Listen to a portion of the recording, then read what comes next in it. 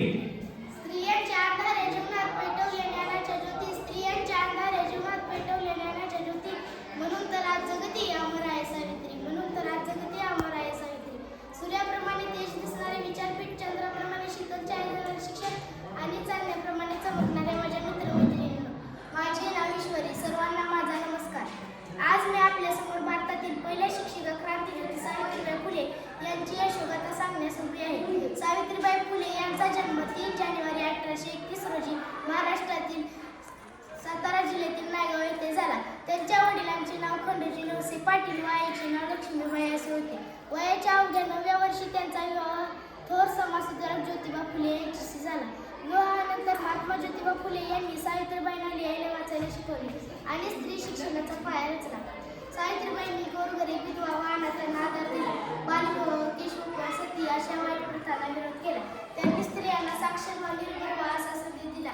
त्यांनी काव्य, फुले, बावनकशी, सुबोध, रत्नाकर असे काव्यसंग्रह लिहून समाज जागृत केले. अखेर 10 मार्च 1897 रोजी ज्ञानज्योती सावित्रीबाई फुले यांनी अखेरचा श्वास घेतला. अशा या ज्ञानज्योती क्रांतिज्योती सावित्रीबाईंना माझे कोटी कोटी प्रणाम, माझे कोटी कोटी प्रणाम.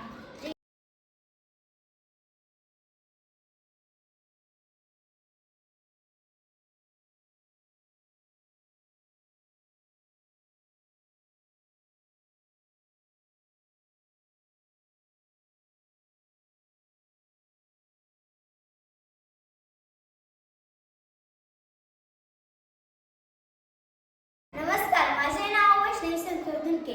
मी इयत्ता 8वीची विद्यार्थिनी. मी आज तुमच्यासमोर सावित्रीबाई यांच्या जीवनावर काही 2 शब्द सांगणार आहे.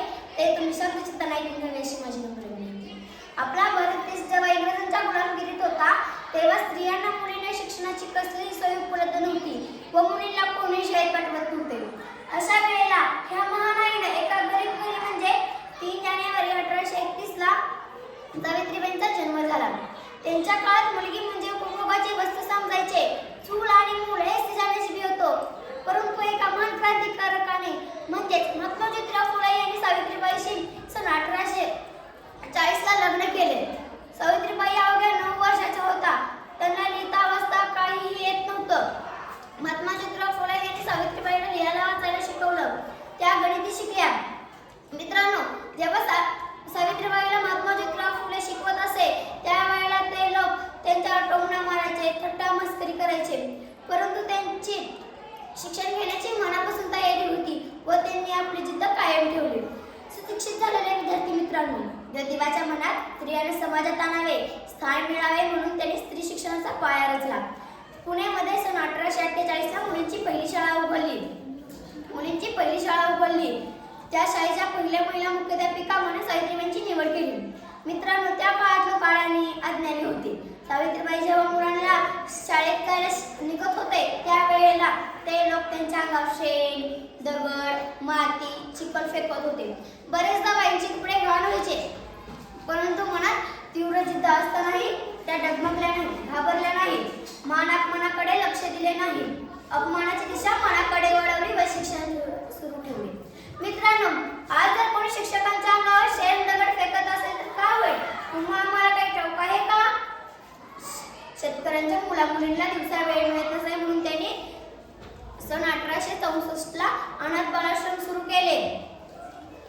या कार्यक्रमाचे सुद्धा इंग्रजांनी स्वागत केले. एवढे महान कार्य एका स्त्रीने संपूर्ण स्वातंत्र्यकरिता केले याचे आम्ही ऋणी आहोत. एक भारतीय स्त्री सुद्धा त्यांचे पाय फेडू शकणार नाही.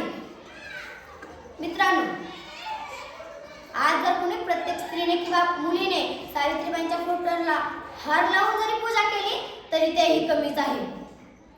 पुण्यामध्ये 28 नोव्हेंबर 1890 रोजी फ्लॅगच्या साथीने महात्मा ज्योतिराव फुले दगावले व 7 वर्षानंतर 10 मार्च 1897 रोजी भारताच्या पहिल्या महिला म्हणून सावित्रीबाईंनी शेवटचा श्वास घेतला.